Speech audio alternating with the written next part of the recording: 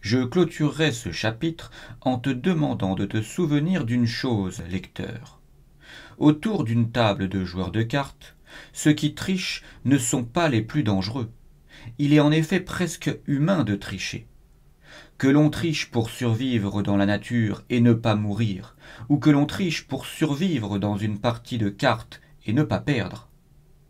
Il suffit en effet de regarder les enfants qui, sans aucune éducation à comploter, le font d'une façon très naturelle, presque instinctive, pour gagner ou pour ne pas perdre.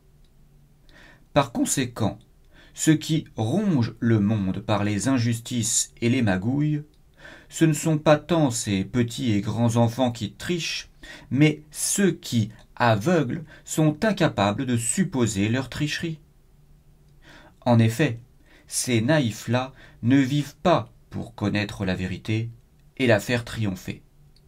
Ils ne vivent pas pour savoir si certains trichent, et dans bien des cas, ils collaborent avec les tricheurs si cela leur permet de gagner une chose ou de ne pas en perdre une autre.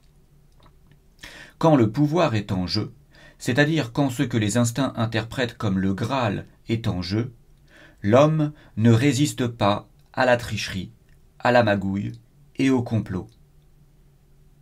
Personne ne veut renoncer au luxe qu'il possède, et ceux qui ont le luxe d'avoir le pouvoir feront tout pour le garder.